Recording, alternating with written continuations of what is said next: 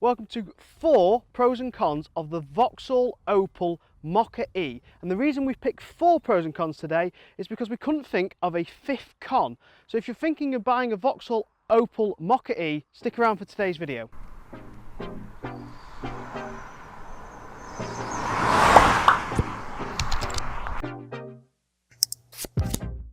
One of my favourite things about the Vauxhall Mokka-E is the fact that for an SUV, and I'm not a fan of SUV shapes, it is one of the best looking SUVs in its segment. Most SUVs look like SUVs. I actually think that this just looks like a slightly larger hatchback.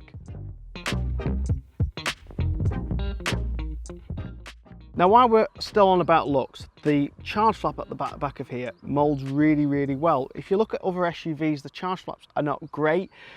Let's not talk about the MGs bending over and falling over on the floor charge flap, that's not great.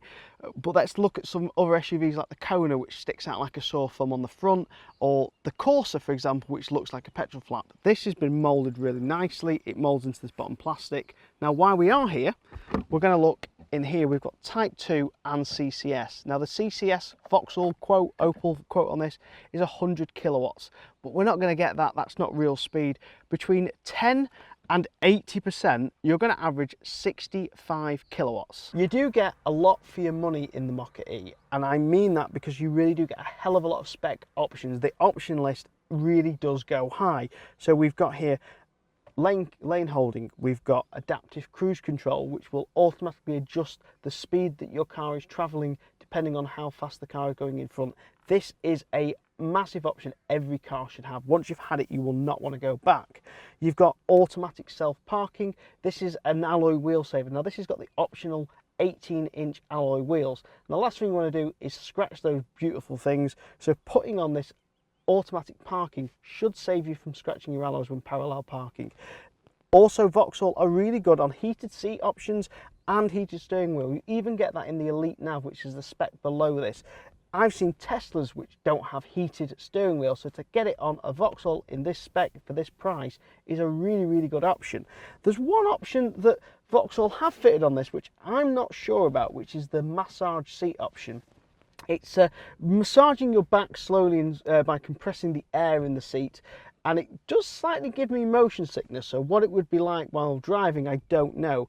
And would it alleviate sort of some pain on a long drive? Possibly, but I'd rather it do it to my bottom, because once my bottom's been sat for 2 hours, it could do some fluffing up and pumping up. So yeah, maybe it might be good. Let me know if you've tried it, if you've got a Mokka-E, and let me know what you think of it. Now, this isn't my car, it belongs to Dougie, and what he's told me with this car is that when you are sat in it on a long drive and got your seating position right, it is extremely comfortable in the front.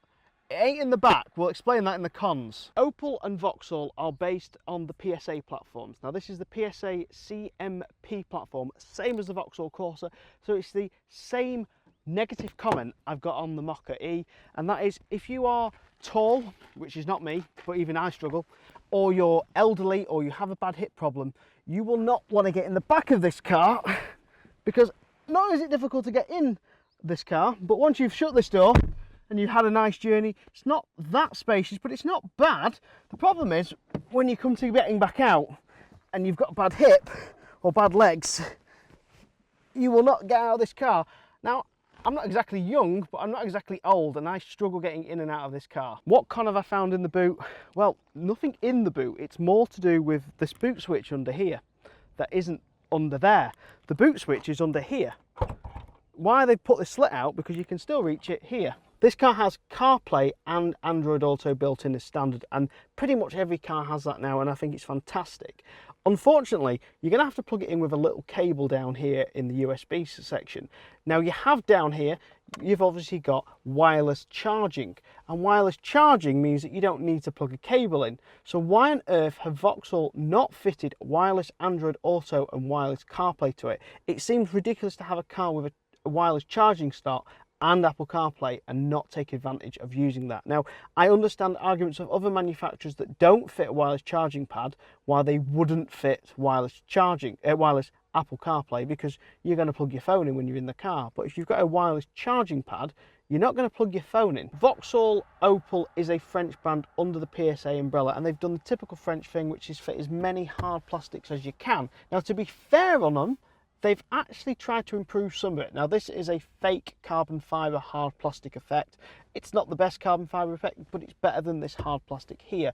They've got a nice soft touch plastic dash at the top here, which is again improved on this hard plastic.